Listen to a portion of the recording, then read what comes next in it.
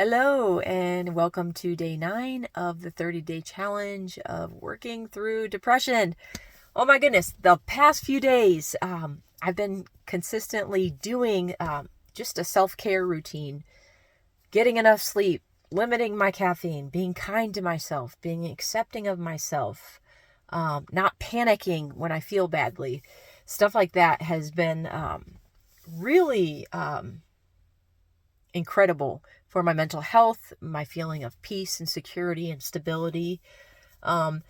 So I have to confess though, last night I got sucked into reading a really good book. Well, I can't say it's really good. It was a decent book. I read till almost 2 o'clock in the morning. So I got about 5 hours of sleep. And wow, gee whiz, that really affects me when I don't get enough sleep. And then ironically this morning, I had a pretty uncomfortable discussion with my husband. We rarely fight. We've been together for quite a while now. We have a pretty practical relationship. We pull our own weight. We try to work as a team and whatnot. But this morning was it was bad. We had conflict, straight up conflict. And it's been a long time since I've seen him so upset, quite honestly. It's just one of those situations, in the moment there's misunderstanding and, people are stressed, things get a little bit out of hand. And, so I love him. He really is an incredible life partner. But today was rough. So I kind of let that affect my whole day and I pretty much shut down. Okay, so we need to talk about conflict.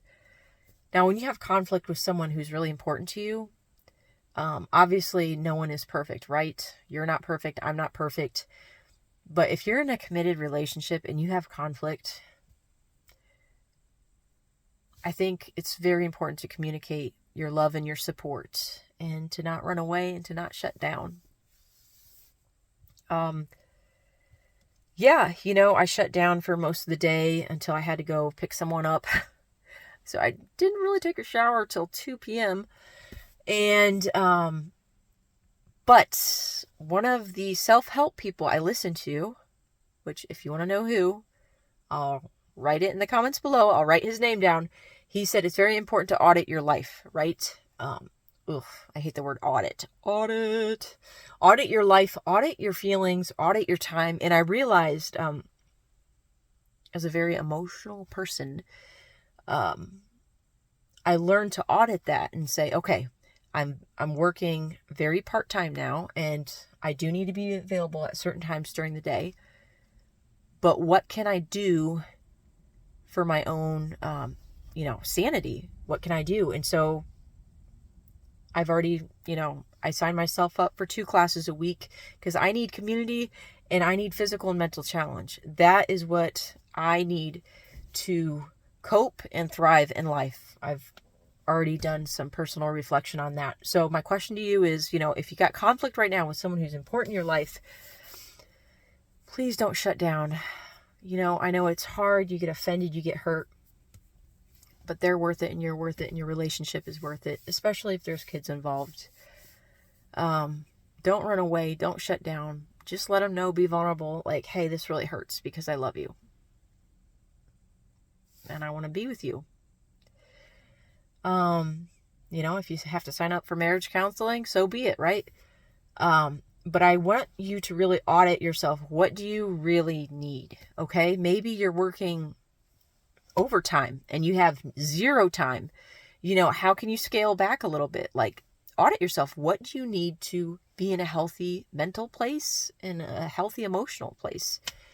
If you're like me, who's like, barely working, but still needing a flexible schedule, sign up for some workout classes at your gym.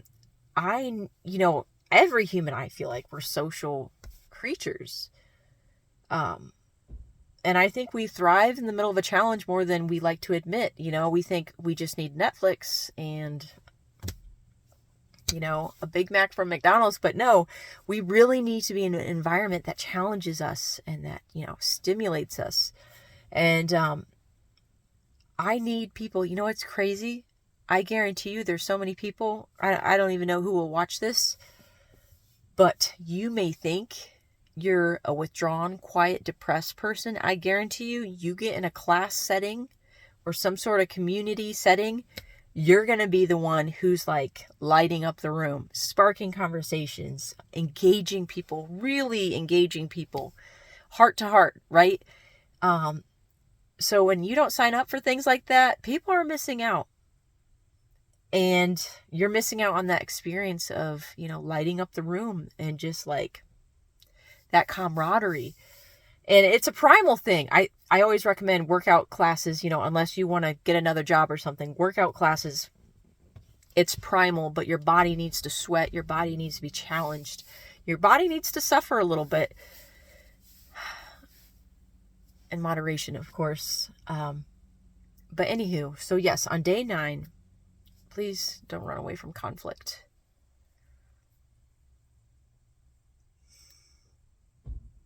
I know it's hard, it's uncomfortable.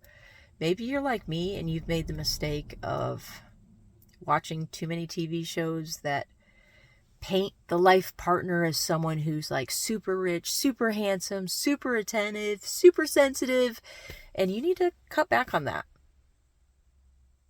Are you secretly coveting someone else's story?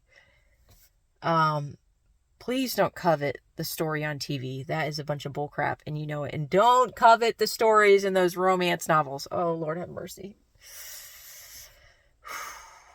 That is kind of my kryptonite. I'll be honest. Oh, like a romance story with mystery and suspense. Gosh. But they suck me in, and I start comparing my life, and I start like, what's the word? Coveting. And coveting is a different level. Coveting is a beast, honestly, because when you covet, you subconsciously look at what you have, and you end up rejecting what you have, and you end up downplaying what you have, and you end up being ungrateful for what you have. So be very mindful of that. Choose your entertainment wisely. And, take an audit on your significant other and all the good that they brought into your life, and maybe come back to a place of thankfulness. But anywho, video's getting close to 8 minutes. I'm trying to keep it under 8 minutes. High five, and I'll see you tomorrow.